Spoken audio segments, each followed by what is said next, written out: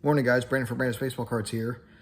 I wanted to do a video this morning about pack grading, which is something I've talked a lot about on this channel. And my buddy Greg, who lives up in Canada, I've mentioned him quite a few times on this channel. He and I talk a lot about grading.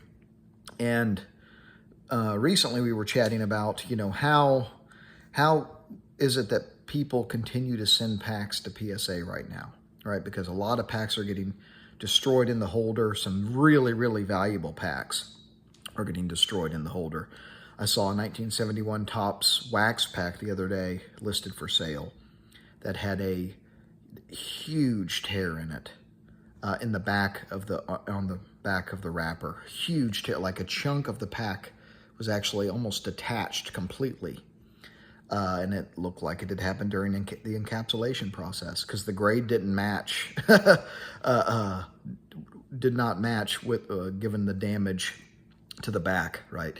I've talked a lot about, the damage that PSA is doing to packs, some really rare packs.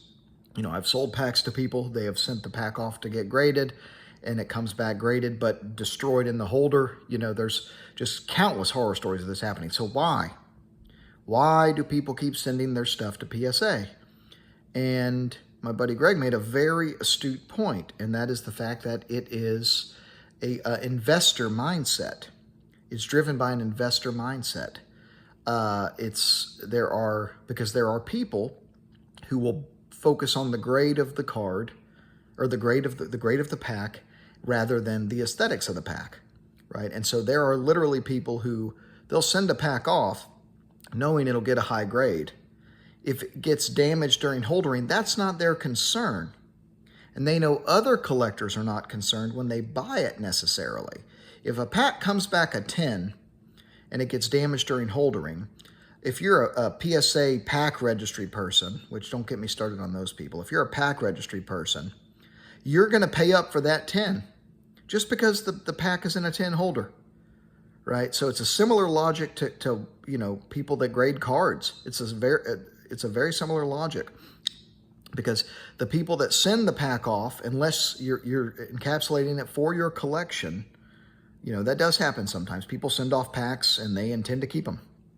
Right, I'm going to keep this pack. I just wanted it graded. Fine, more power to you. Right, but that's, in my view, that's not the majority of people sending packs to PSA. The majority of people sending packs to PSA have that investor mindset. And it's the investor mindset that is, basically has made it where PSA does not have to fix this issue.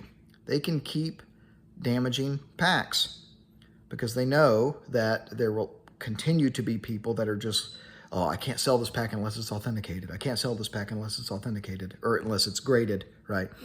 And it's because as a collector, I have graded packs. I have ungraded packs, right? I will buy ungraded packs or raw packs. I'll buy them.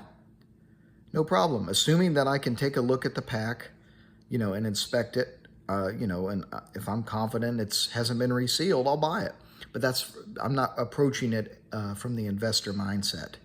And so just something that I wanted to talk a little bit about this morning, because it makes sense when you think about it. How is PSA? How do they continue to have business? They're destroying these rare artifacts. Well, do the people that are sending stuff in, are they that concerned about the specific condition of the item, or are they just trying to get it in the slab so they can sell it?